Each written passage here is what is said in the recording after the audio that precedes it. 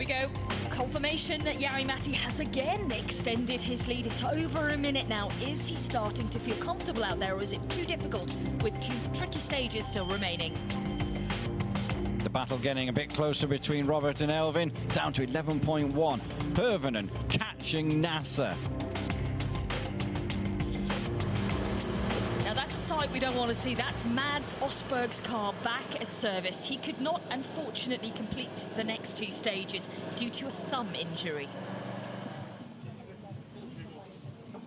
Yeah, we retired. I was a bit unsure this morning on what to do. We decided to try to do the stages, but my right hand is very painful, and with these conditions it's very, very difficult to drive only with the left hand. I tried, but I had to start using my right hand, especially on Mina Clavero, and it's too painful and too dangerous. I'm not able to do it correctly, and we can easily have an accident. So I think it's better for everyone that we stop and save the work for the mechanics. It's a real shame to see Mads Osberg not complete the event, but this guy is brightening our day. More action coming up.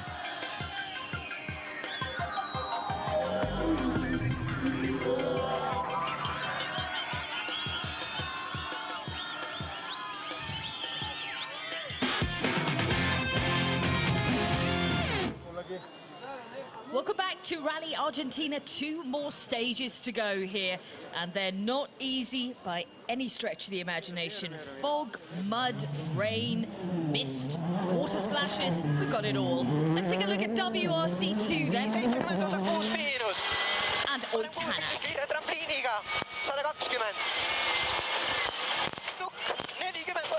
Now this was from the opening day, where unfortunately he had to retire. He came back under Rally 2. Mechanics working long into the night to repair that car.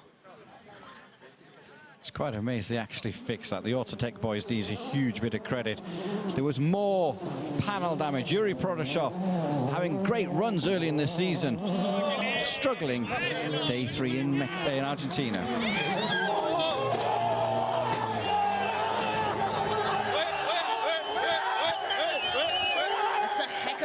And he would go no further.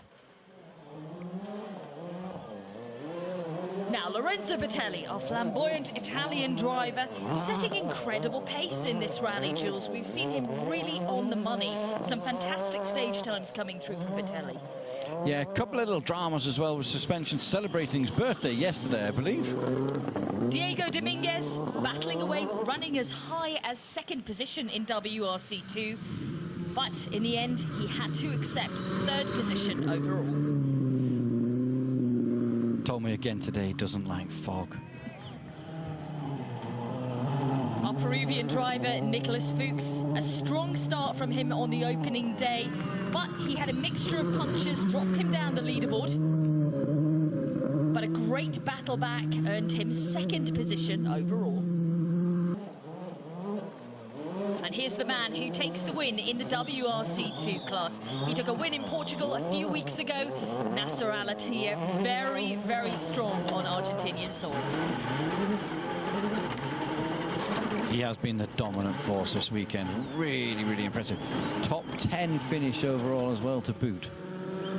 It's a nice little added extra for him.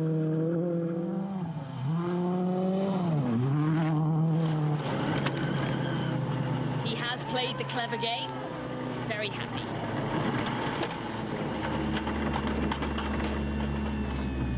Nasser, the biggest smile in Argentina. You've had Dakar success here, but WRC2 this weekend. Absolutely, I'm really so happy, you know, after when we win in Portugal, and really we're looking forward to win here, and we make a good strategy, you know. Thank for the teams, and really it was working hard all this weekend, and also Giovanni, myself, you know, we was really thinking a lot, you know, to finish this race from beginning without any problem. It's fantastic effort, Nasser. Great result for NASA Alatia then. As we said, Nicholas Fuchs taking second, Dominguez taking third. Lorenzo Vitelli with those great stage times through the weekend in fourth overall, and Abdulaziz Al-Kouari fifth. Yuri Protasov still leads in the overall classifications for the championship. Vitelli in second now with NASA in third. It's going to be a great battle throughout the season in WRC2. Let's get back to the action. Jules, stage 13. Let's go back to Mina Clavero, shall we? That's their second pass.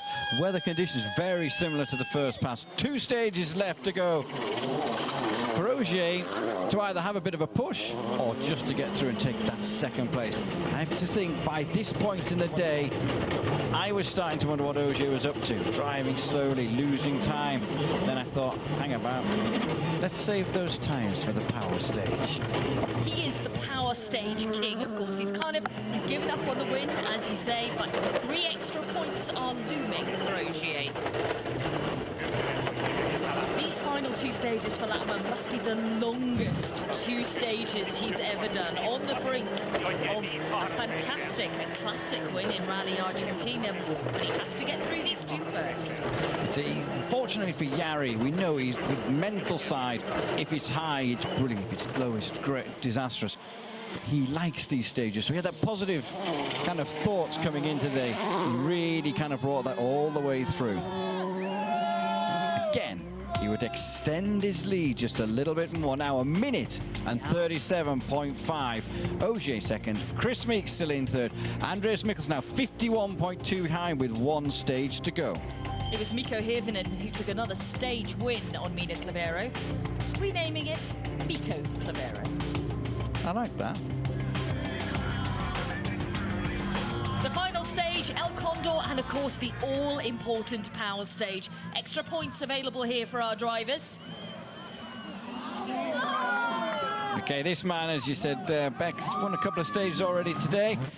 He was really off after those 3 points. It was after the problems he had on Friday. This was a chance just to grab something more out of it.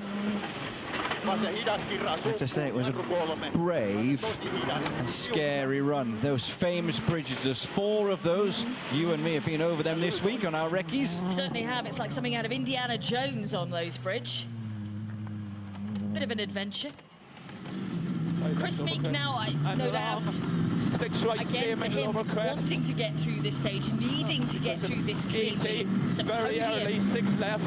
If he manages to do that. Middle over crest into 6 right minus, slowing into 5 left minus. Slowing into Paul, really guiding and nursing Chris through, and he was going to get through, and he was going to maintain that 3rd place. Fantastic. What can I say? But this one's for the team, because after Portugal, yeah, they really put a lot of faith in me, and no, this one's for them. It's a nice dedication to the team there. Sebastian Ogier, king of the power stage. Yeah, struggled all day, lackluster sandbagging, and bang. Thank you very much. Yeah. Great reaction from Hirvonen. How did he do that? Sebastian, you're just having a look at the times. We're believing you are the quickest so far. You are quickest. You always want the power stage points, don't you? What, the 6 is faster than us? No, you are quicker. You are the quickest. No, thank you. I was a bit too careful in the end, so I think I lose a bit time, and I see that it's not big difference, I think, with the other. It was not so easy at the beginning of the stage. The grip was much better than this morning, but the end was still very slippery. So, of course, I tried to push more because I wanted to catch some point, and at least now I have 2. You have to say Jari, 2 or 3. So, will not be a bad weekend for my championship. No, it won't be a bad weekend for his championship. 2nd place and 3 power stage points. There's a lap full still to go. He didn't believe me, though, did he? He did not. He didn't believe his own co-driver. Okay, tense moment. I don't know why they're so tense. They've got a 1-2. Still, anything can happen. They know that. That Latvala picking his way really carefully through the final sector of El Condor.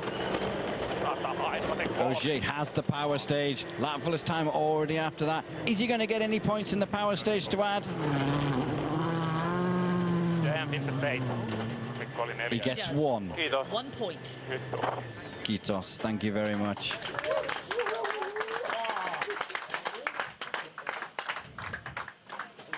They don't tire of that, do they? Nope. This is the most difficult thing he's done all weekend. Getting on top of that roof, it's a great win for Latvala and for Mika Antila. 10th in their career and their first win in Argentina. It's been dominated by Lowe.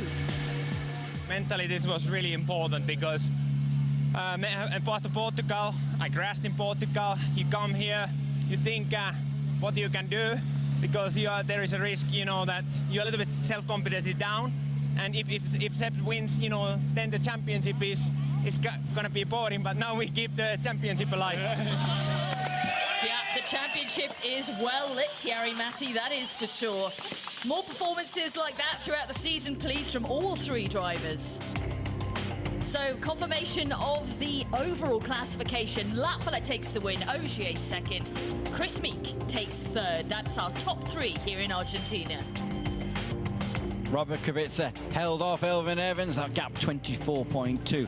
Mika Hirvonen maintaining, getting 9th and a couple of power stage points. It's the first time when I can win Sebastian Ogier by driving, and it is impressive, and it's one of those best, let's say. I can also say that one of those victories that when you know that it's not come because some people were doing mistakes or unlucky, it was a straight open fight. It was a straight open fight. His mechanics delighted with the win. And of course, a hug from Jost.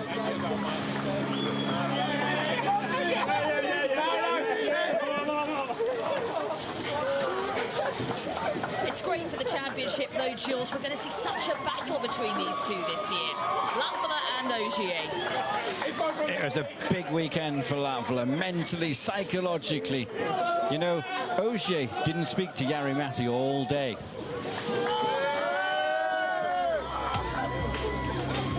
Soaked him at the end of it, though. Yeah, I was going to say. Ogier was congratulating him, saying how impressive the drive was. He still leads, of course, Ogier, the championship. But it's getting closer. Andreas Mikkelsen and Mads Osberg joint 3rd position in the championship right now. Chris Meek's podium gives him 32 points, and in 6th place, Elvin Evans' consistency gives him 8th. Volkswagen Motorsport at the top of the tree then in the manufacturer's standings. Citroën Total on 90 points. Well, that is it from Argentina. It has been an absolutely thrilling event here. We have had a classic battle between the teammates at Volkswagen. And it's Latvala that takes the spoils. He's enjoying that and has every right to. What a performance. The WRC will be back in Italy in a couple of weeks' time. It's heading back.